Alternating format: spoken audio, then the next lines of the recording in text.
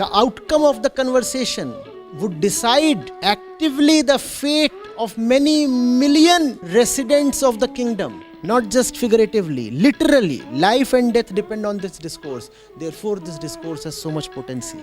Arjun is the real life student, not the ideal disciple. Therefore, Krishna's persuasion has the cutting edge mastery. That's what happened with Arjuna as well. So the Bhagavad Gita is such a real and captivating story. Good evening, sir. My name is Utkarsh Shukla. I am second year student of NIT-Jamshedpur. And my question to you, what is the true essence of Bhakti Yoga and Karma Yoga in the spirituality for the student? And how can a student ensure that we will not influence by the any false interpretation of the spirituality? See, there are three popular paths in spirituality. There are many, but these three are the most popularly accepted ones. So, Bhakti, Karma and Gyaan. It has to be understood that these three are not isolated or exclusive. They are one. How? The mind is a restless entity. The mind is constantly in a state of discontentment. Do you experience that? Yes. It does not matter what the situation is, whether you have won, whether you have lost, whether you are young or old, rich or poor. The mind is never fully satisfied. There always remains something missing. If there always remains something missing, what does that tell about the state of the mind? If there always remains something missing, it means that the mind wants satisfaction. Aren't these two statements equivalent? I say, I am constantly dissatisfied. And I say, I am constantly in want of satisfaction. Aren't these two statements the same? So the mind is constantly looking for someone, longing for something, is being attracted to something. What is that something? In different contexts, that something has been called as realization, peace, fulfillment.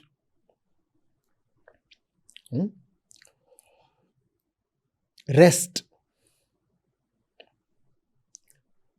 health, security. So people have known that. They have said, sometimes they say, oh, the mind is, constantly wanting peace. Why? Because the mind is in a state of general disquiet, peacelessness. There is an inner violence, an inner strife, a constant inner struggle and churning. So the mind wants peace. That can also be said as that the mind is in love with peace. Similarly, you could say that the mind is in love with realization or freedom.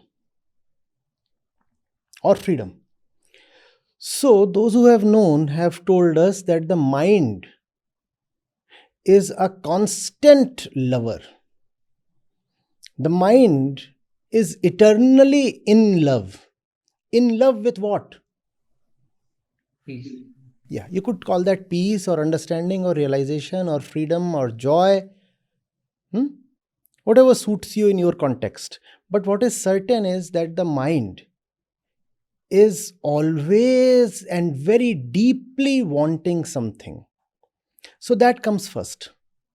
The deep urge of mind to know, to be blissful, to dissolve, to come to rest. The mind has that deep urge. That deep urge, we are saying, can also be called as a deep love. That deep love is bhakti. Bhakti is love. I am not yet there, but I desperately want to be there. That is love. So, yoga, which is final union, always has to begin with bhakti.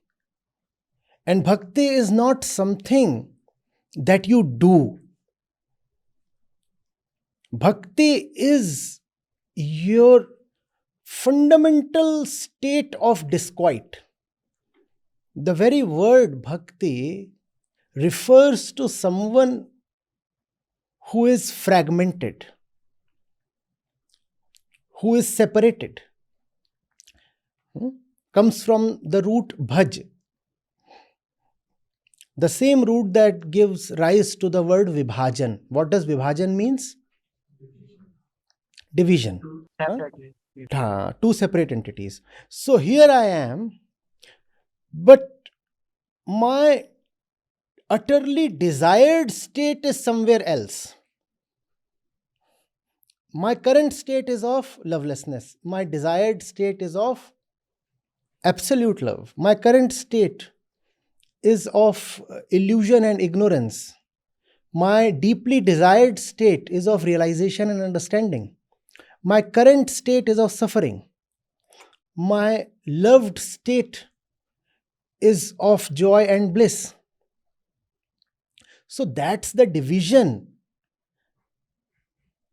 we are born with. So I'm calling that as the fundamental state in that sense. We are all born lovers and we are separated from our beloved. So bhakti definitely comes first. Bhakti is the most fundamental thing. Bhakti is not something that you need to practice. It is something that you need to realize. You need to realize that you are separated.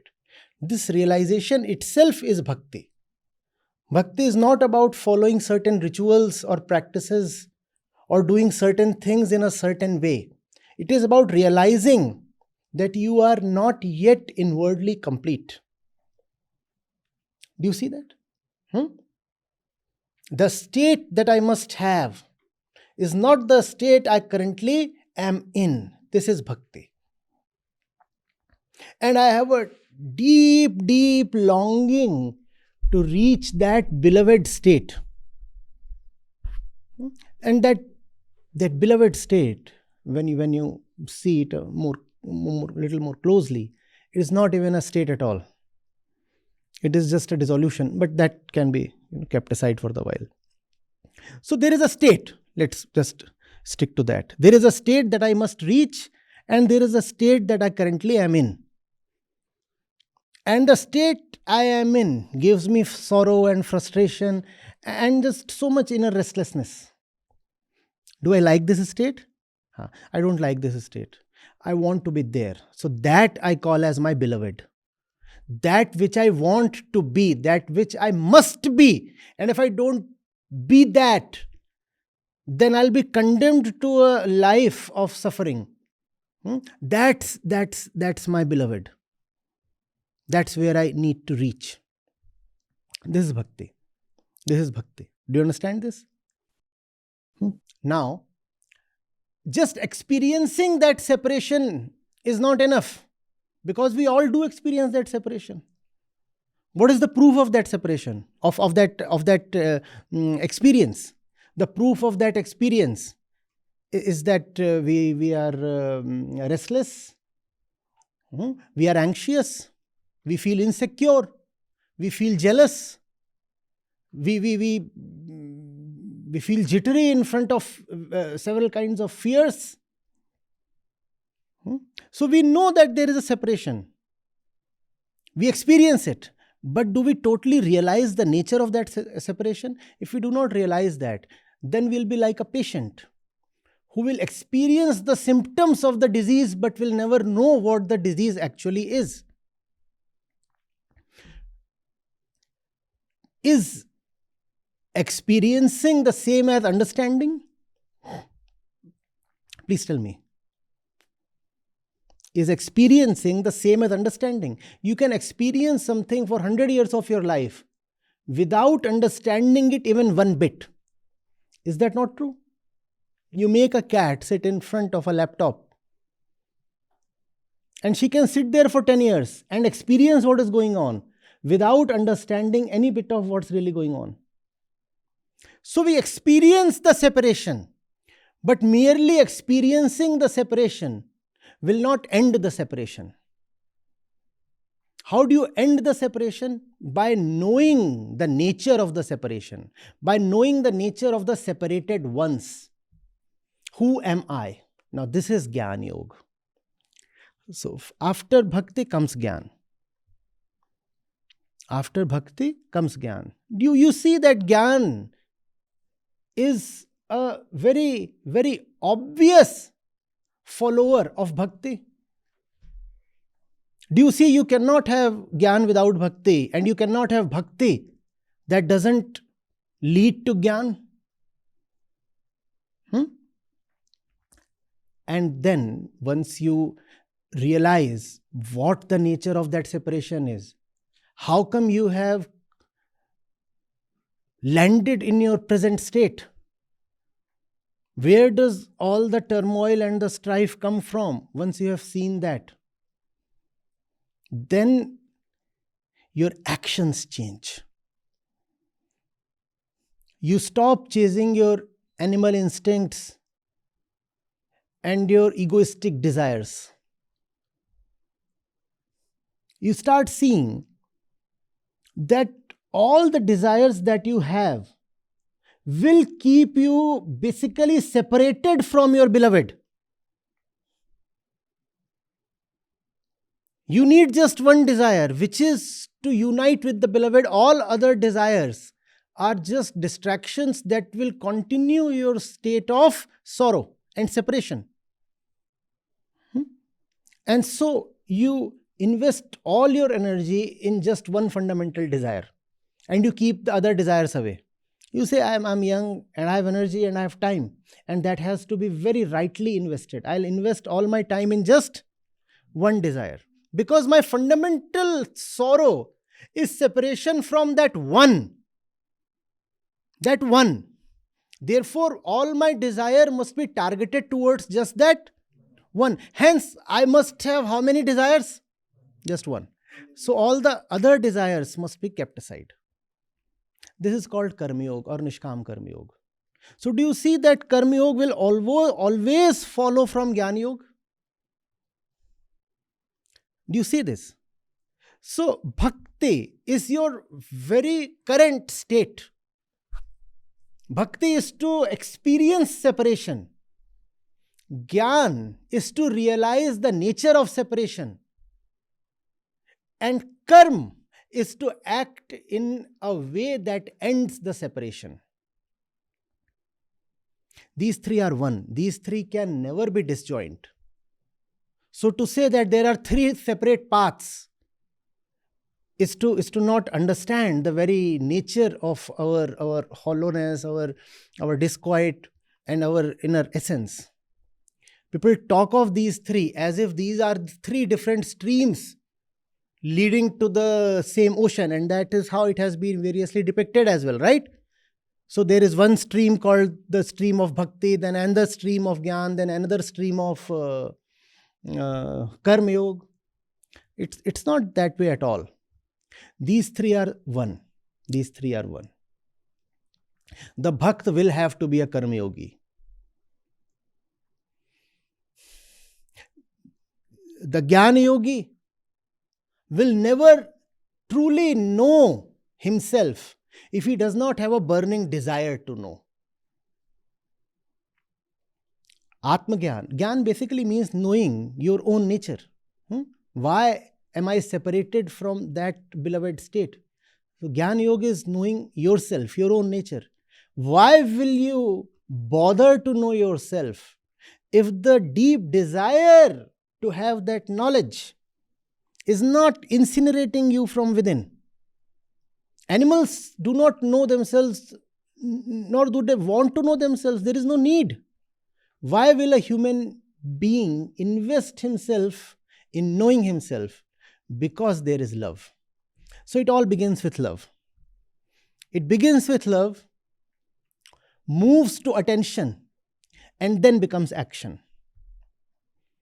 Love, attention, action. Is that not how it operates even in your daily life? The baby is crying. The baby is crying. Why do you rush to the baby? Love. Once you go to the baby, what do? You pay attention. You pay attention. Why is the baby crying? You realize that the nappy needs to be changed. And then there is action. Love, attention, action. Bhakti Yoga, Gyaan Yoga, Karma Yoga. And these three are one. What kind of mother would be that who would rush to the baby and then find the baby crying and then stand there and clap? Obviously, if there is bhakti, there has to be action. What kind of bhakt would not be a karma yogi? Only some fraudulent kind of bhakt. And what kind of a karma yogi would not be a bhakt? How can you be a desireless actor? Karma yoga does not mean to act in any haphazard random way. Karma yoga is nishkam karma yoga. Acting not for the sake of various random desires. That's nishkam karma yoga. How can you say you are a karma yogi without first of all having that fire of love burning within you? That would be some kind of pretense. No? So these three are one, and it always starts with the experience of separation, which we all anyway do experience. Who does not experience that separation? Look at any person. It's writ large on his or her face. Yes, the fellow is separated. It's right there in our eyes. Is it not? So, the experience of suffering is everywhere. Hence, what do we start with? We start with trying to know the nature of suffering. So, typically, I start with my people with Gyaan Yoga. Not because Gyaan is superior to Bhakti, but because the experience of separation is anyway there. It is already there. Hence, I try to start with Gyaan Yoga, but not always. There are times when people are not experiencing that separation at all. They say, no, there is no problem, no conflict in life. We are just happy. And then the task of the teacher is to first awaken them to their own sorrow. You have to awaken them to their own sorrow. Unless there is a realization that you are in trouble, why will you try to act to pull yourself out of trouble? And there are a lot of people around who will say, no, we are not in trouble at all. Life is wonderful. Life is beautiful. Everything is hunky-dory. First of all, there has to be a realization of trouble. That is the basis of Bhakti Yoga. Oh, I am separated. That's called Virah or Viyog. Oh, I am separated. I am separated and I would love to be united. I am separated and I would love to be united. That's Bhakti. I am separated and I would love to be united. From Bhakti follows Gyaan. I want to be united, but how do I be united? What caused the separation in the first place? That's Gyaan Yoga, knowing yourself. And once I see that what causes the separation is something petty called ego within me, then I stop listening to the ego. And what does the ego always talk of? Demands and desires, wants, nothing else. That's all that the ego has. The ego is an incomplete entity and is always therefore talking of desires and demands. Give me this, give me that. And when I look closely at myself, I realize that the separation has been caused by the ego. The ego itself is the separation from the beloved. So I stop listening to the ego and I start acting in ways that are very different from the ways of the ego. That is the yoga of action, karma yoga. These three are just the same thing. And in a true seeker, you will find these three together. If the person is genuine, it will be impossible for you to tell whether he is Bhakti Margi or Gyaan Margi or Karma Yogi. You cannot tell that. And if you can very clearly say, oh, this fellow belongs to Bhakti, then that fellow is a fraud. If you can very clearly say, oh, he's a Gyaan Margi, I do not see any Bhakti in him, then that fellow is an equal fraud. The right person would have all these three concurrently in him or her. Bhakti, Gyaan, Karma. When you will look at him in a moment of action, you will feel like saying he is a Karma Yogi. When you will look at him in a moment of meditation, you will feel like saying, oh, he's a Gyaan Yogi. And when you will look at the depth of his love, you will be convinced that he is a Bhakti Margi. The fact is, he'll always be all three, depending on the situation. Some part of his personality will come to the fore. So sometimes you will think he is a man of action. When I say he, it includes she, all mankind, just old habit, nothing else. In the moment of action, you will feel like saying, oh, he is a Karma Yogi. See, all the time he is just acting, working, doing. When you will maybe speak to him to understand something, you will say, oh, he is a Gyaan Yogi. Look at the depth of his realization.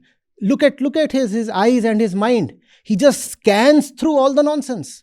He can see through us and through himself. So he is a Gyaan Margi. And when you will look at the underlying foundation of his life, you will only find love. Only find love. And then you will say, oh, no, we were mistaken. He's a Bhakt. He's a devotee. Any of these conclusions is just partial and incomplete. The complete fact is that the genuine individual has to be the three at once. All three together at once. A devotee,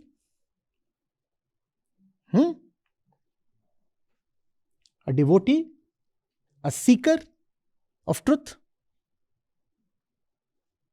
and an actor. In action, he will be unstoppable. In realization, he will be ruthless. He will not spare the ego. The ego will say, no, do not know me, because when you throw some light on me, I suffer. The ego revels in darkness, no?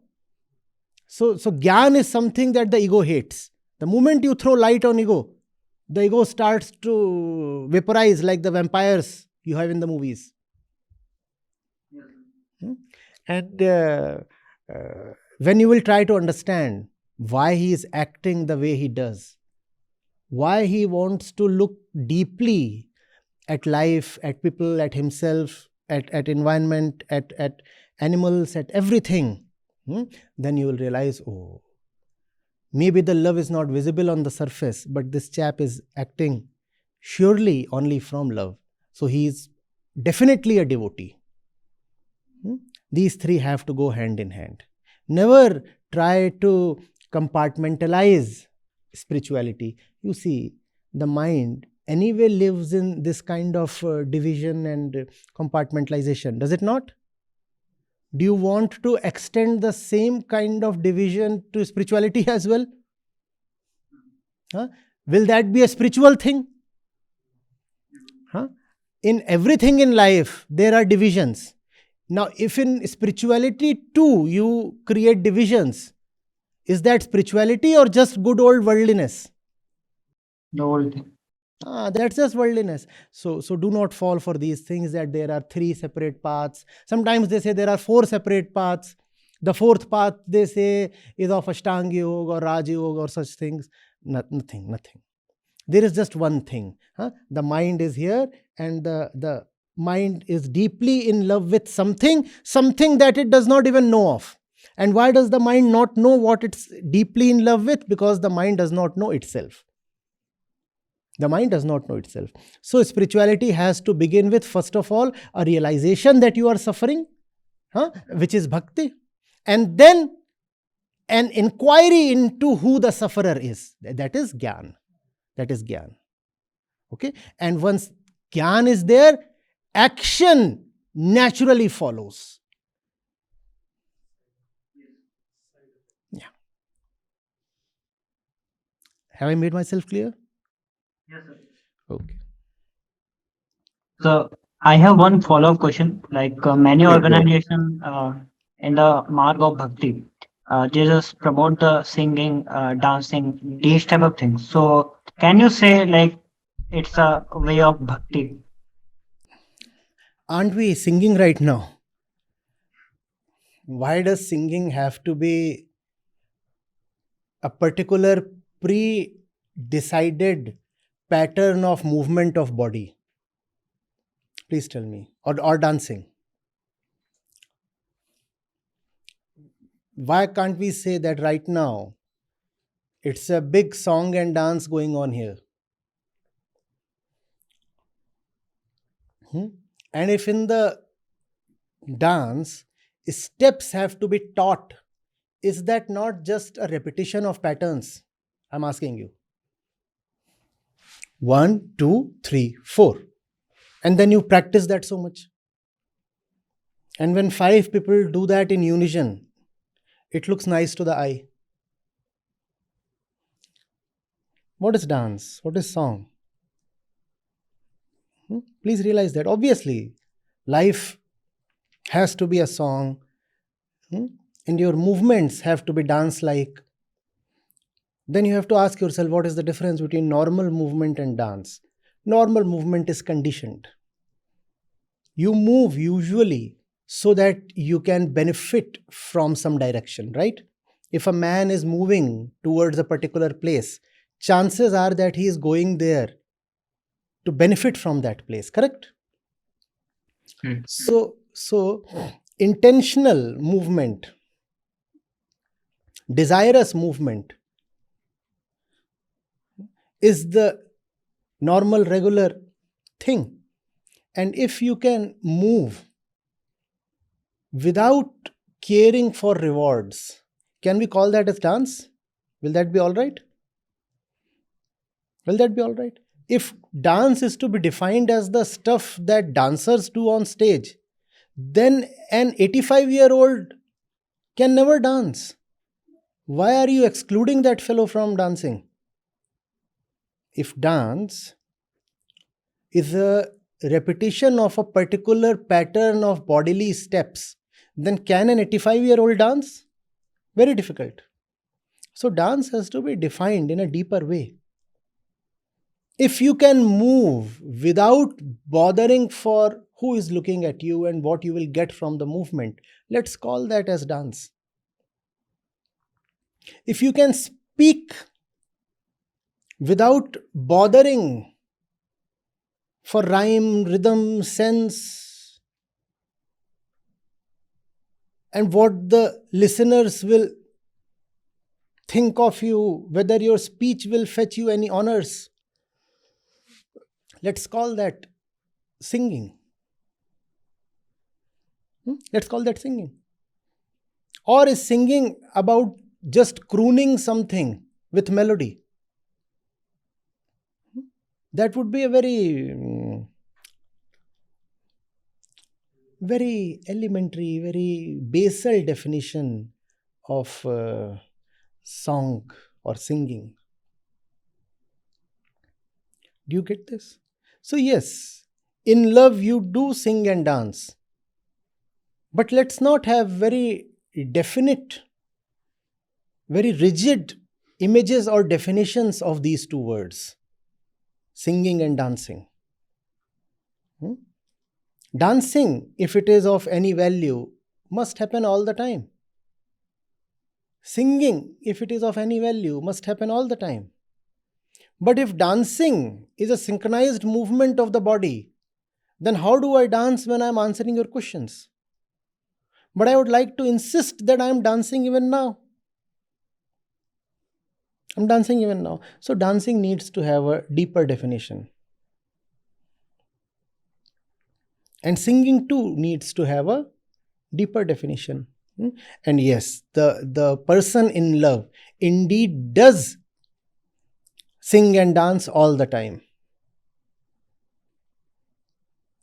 A great saint, a very blissful one to listen to, had something to say in this regard.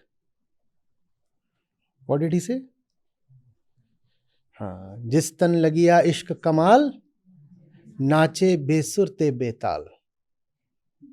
That does not mean that he is constantly moving about the body in rhythmic patterns of dancing. No, if he does that, he'll be soon exhausted and fall down.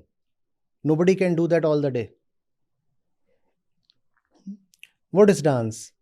It is your expression when there is love in the heart. Jis tan lagiya ishq kamal. When there is love in the heart, and what is love? That is devotion. Love itself is bhakti. Devotion towards what? That which you are not but must be. Bhakti is not about being devoted to some image that you have cultivated as per your ego. No. If you are devoted to some image arising from your own mind, can we call that as bhakti? No, not at all. You are already living in a world of images. So bhakti is the urge to gain freedom from your inner world of images and thoughts and concepts and ideas and prejudices, etc. In the name of devotion, if you start acting as if you are devoted to a particular story or to a particular concept or to a particular name or form, can that really be called as devotion? No. Because all that is coming from your own mind. If you are devoted to all that, then de facto you are devoted to your own mind. And if the mind is devoted to itself, will that lead it anywhere? No. It's like a man falling in love with his own image or shadow. Will he gain any satisfaction? So those who worship stories and names and forms in the name of bhakti are just worshipping their own shadows. They will not get anything from that.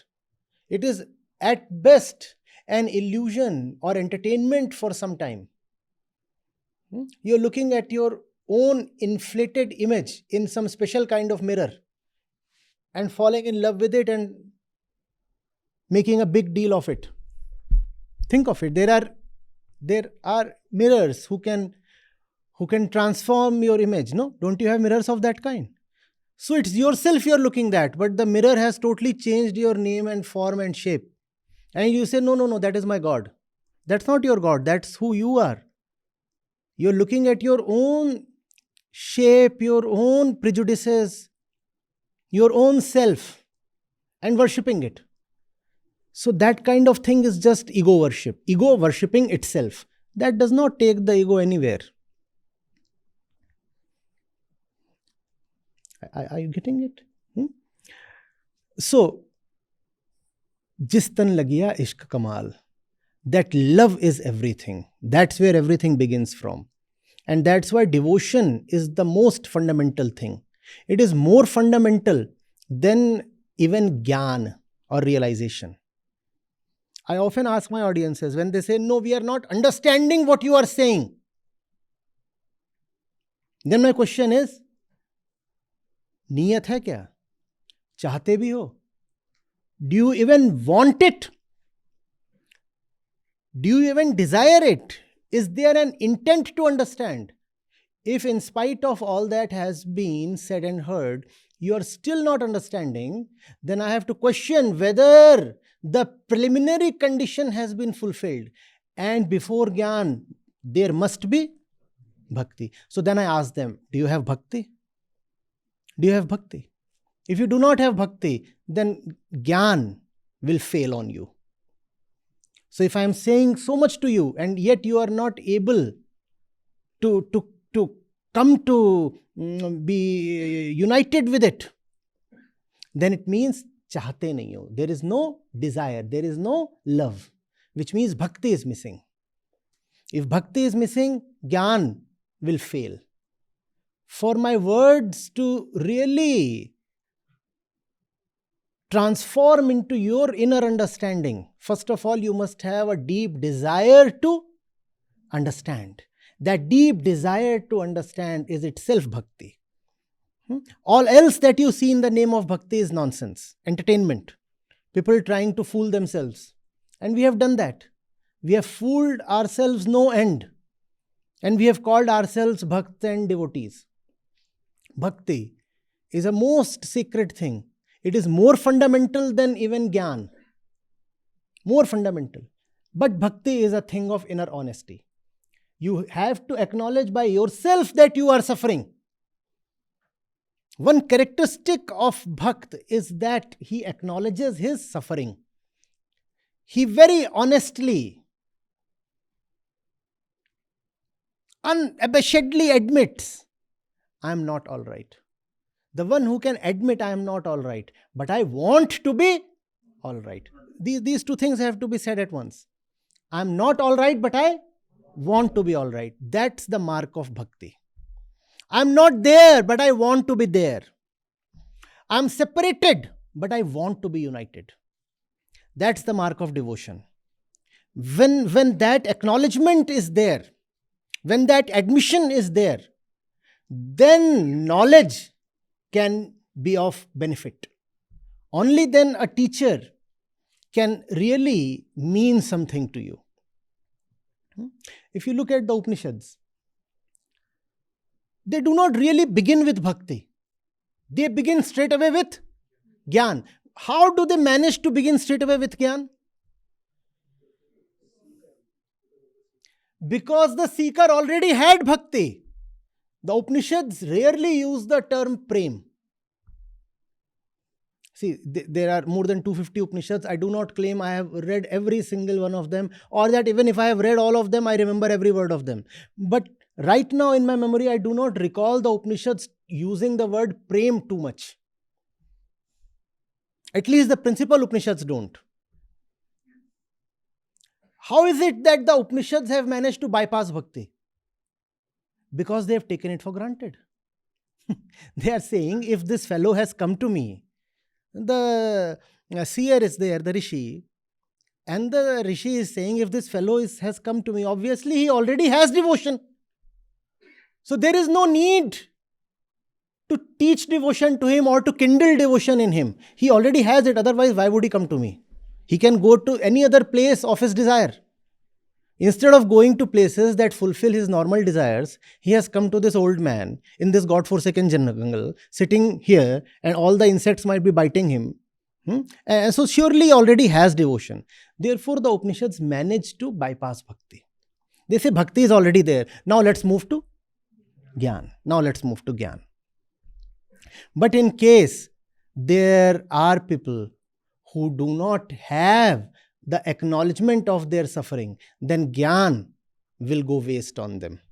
And then the teacher should not immediately begin with Gyaan. Then the teacher should first of all sensitize them to their suffering. Are you getting it? Because even if you shower a lot of Gyaan, it will go waste. So first of all, tell them, son, you are in a bad shape. Or daughter, see how badly you suffer. Please realize that. The problem is, when you make somebody realize that he or she is suffering, often that fellow thinks that you are causing her or him to suffer. No, you are not causing that person to suffer. You are only exposing to him, revealing to him that he is already suffering. So that's the tricky part, and that's often a very difficult part.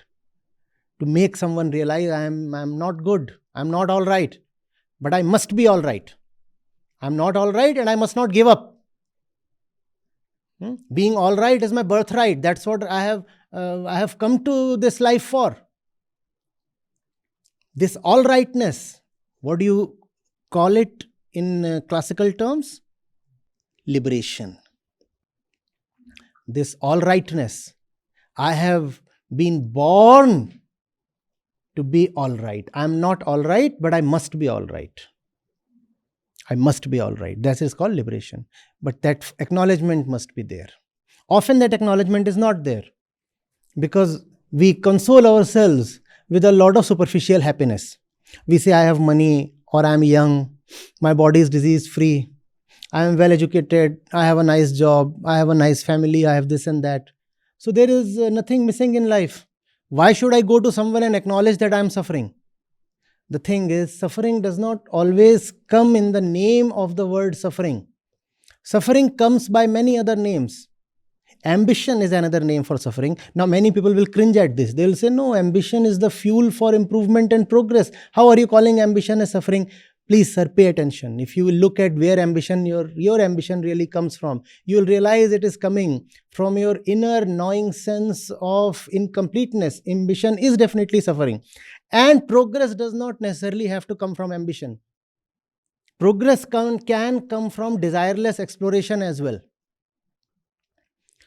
Progress does not really have to come from self-centered, desirous action. Great progress can come from desireless effort as well. And suffering can come in the garb of many other names.